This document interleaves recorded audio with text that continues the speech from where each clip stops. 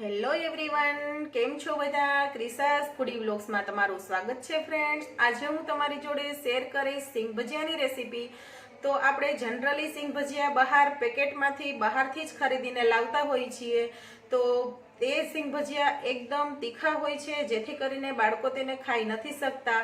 તો આજે આપણે એકદમ ઇઝી રીતે સિંગ ભજીયા બનાવીશું અને એકદમ ક્રિસ્પી બનશે. એનું સ્પેશિયલ જે આપણે કોટિંગ કરીએ છીએ તે પણ પરફેક્ટ માપ સાથે આજે હું તમને બતાવીશ. તો ફ્રેન્ડ્સ, આ રેસીપી તમે એન્ડ સુધી જોજો, અને જો તમને મારી રેસીપી ગમે, મારો વિડીયો ગમે, તો મારી ચેનલને તમે લાઈક કરજો, શેર કરજો અને સબસ્ક્રાઈબ કરજો ફ્રેન્ડ્સ, આવા અવનવા વિડીયો જોવા માટે. તો ચાલો આપણે તેની રેસીપી સ્ટાર્ટ કરીએ.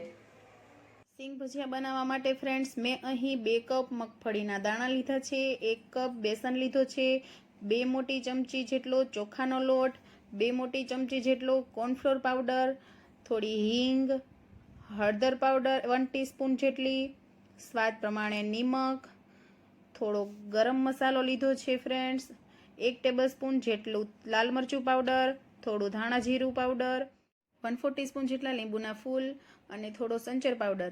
હવે ફ્રેન્ડ્સ, સ્પ્રિંકલ કરવા માટેનો મસાલા માટે ચાટ મસાલો, મરી પાવડર, સંચર પાવડર અને લાલ મરચું પાવડર સ્વાદ પ્રમાણે, અને ધાણા જીરું, અને 6 થી 7 લવિંગ લીધા છે, અને અડધો તજનો ટુકડો લીધો છે ફ્રેન્ડ્સ. એને આપણે વાટીને લેશું. હવે આપણે સૌથી પહેલા 2 કપ મગફળીના જે દાણા હતા તેને આપણે ગરમ પાણીમાં એડ કરી દઈશું. લુકવોર્મ વોટર અહીં લીધું છે ફ્રેન્ડ્સ મેં. દાણાને આપણે પલાળીને રાખવાના નથી, તેને નાખીને તેમાં સીધા જ કાઢી લેવાના છે. આપણે દાણાને થોડા ભીના કરવાના છે, જેથી કરીને ઉપર જે આપણે ચણાના લોટનું કોટિંગ કરીએ તે સારી રીતે તેમાં લાગી જાય, એક સરખું લાગી જાય. તેના માટે આપણે તેને ભીના કરવાના છે ફ્રેન્ડ્સ. તો આપણા દાણા અહીં ભીના થઈ ગયા છે. તો હવે આપણે તેને કોટિંગ કરવા માટેનો ચટપટો મસાલો તૈયાર કરી લઈએ ફ્રેન્ડ્સ. તો તેના માટે મેં અહીં એક બાઉલમાં 1 કપ બેસન ચાળીને લઈ લીધો છે. હવે તેમાં 2 મોટી ચમચી જેટલો કોર્નફ્લોર પાવડર અને 2 મોટી ચમચી જેટલો તેમાં આપણે ચોખાનો પાવડર એડ કરી દઈએ.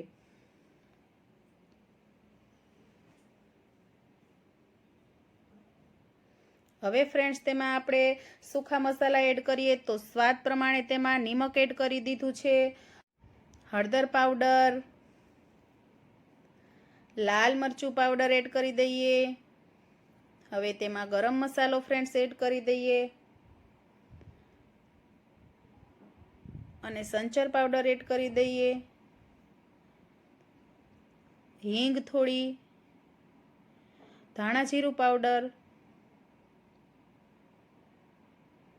અને 1/4 ટીસ્પૂન જેટલા તેમાં આપણે લીંબુના ફૂલનો પાવડર એડ કર્યો છે ફ્રેન્ડ્સ. આના લીધે આપણા લીંબુના ફૂલના લીધે થોડી ખટાશ આવશે મસાલામાં, અને એકદમ સરસ બજારમાં મળે તેવા જ સિંગ ભજીયાનો ટેસ્ટ આવશે. બધા જ મસાલા હવે આ રીતના આપણે ફ્રેન્ડ્સ મિક્સ કરી લઈએ. સારી રીતે ફ્રેન્ડ્સ આપણા મસાલા મિક્સ થઈ જાય પછી આપણે તેની આગળની પ્રોસેસ કરીએ.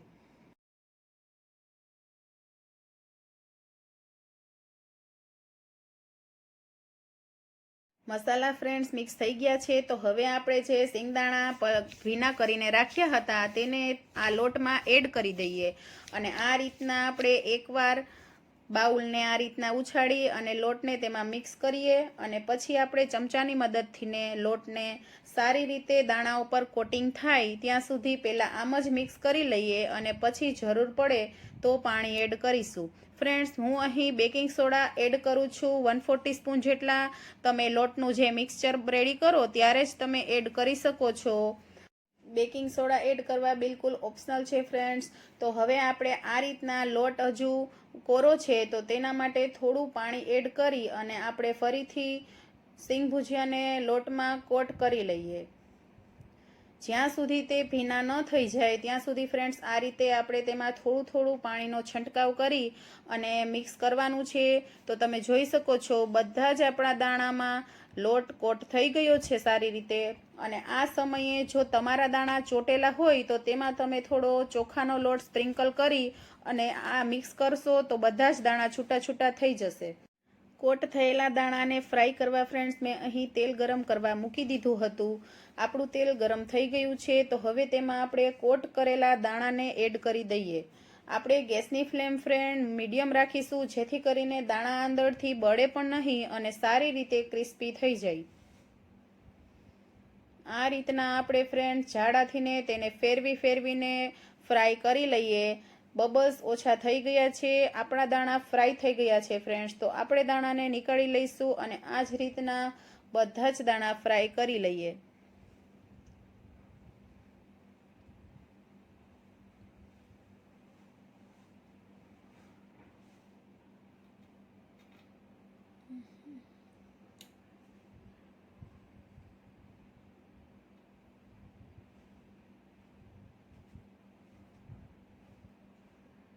ફ્રેન્ડ્સ મેં અહીં બધા જ દાણા ફ્રાય કરી લીધા છે. આપણા સિંગ ભુજિયા ફ્રેન્ડ્સ બનીને રેડી છે. તો હવે આપણે તેને એક મોટા બાઉલમાં લઈ લઈએ. આપણે તેમાં ચટપટો મસાલો સ્પ્રિંકલ કરવાનો છે, જેથી તેનો ટેસ્ટ 100 ગણો વધી જશે ફ્રેન્ડ્સ અને એકદમ બહાર મળે તેવા જ બનશે. તો હવે આપણે જે સૂખા મસાલા લીધા હતા તેમાં સ્પ્રિંકલ માટેના તે લઈ લીધા છે. મેં લવિંગને વાટી લીધા છે, તજનો ટુકડો એડ કરીને અને બધા જ મસાલાને હાથેથી મિક્સ કરી દઈએ. અને ગરમ ગરમ સિંગ ભજીયા ઉપર જ ફ્રેન્ડ્સ આપણે મસાલો સ્પ્રિંકલ કરવાનો છે, જેથી કરીને બધા સિંગ ભજીયામાં આપણો મસાલો સારી રીતે કોટ થઈ જાય અને એકદમ સરસ તેનો ટેસ્ટ આવે. તો આ રીતના સિંગ ભજીયા ફ્રેન્ડ્સ તમે ઘરે તીખા મોળા જેવા તમારા બાળકોને પસંદ હોય તેવા તમે ઘરે ક્રિસ્પી બનાવી શકો છો. તમે જોઈ શકો છો અંદરથી પણ એકદમ સરસ આપણા દાણા પણ ફ્રાય થઈ ગયા છે અને કોટિંગ પણ એકદમ સરસ ક્રિસ્પી બન્યું છે. તમે જોઈ શકો છો ફ્રેન્ડ્સ, આપણા સિંગ ભજીયા એકદમ બધા સરસ છૂટા છૂટા બનીને રેડી થયા છે. એકાબીજામાં એક પણ દાણા ચોટેલા નથી. તો આ રીતે જો તમે બનાવશો ઘરે તો બહાર મળે તેવા જ સિંગ ભજીયા ઘરે બનશે ફ્રેન્ડ્સ. આ રેસીપીનો વિડીયો ફ્રેન્ડ્સ તમને કેવો લાગ્યો તે તમે મને કમેન્ટ બોક્સમાં જરૂરથી જણાવજો. અને આવા અવનવા રેસીપીના વિડીયો જોવા માટે ક્રિશાસ ફૂડી વ્લોગ્સને લાઇક કરો, શેર કરો એન્ડ સબસ્ક્રાઈબ કરો ફ્રેન્ડ્સ. ફરી મળીશું એક નવા વિડીયો સાથે.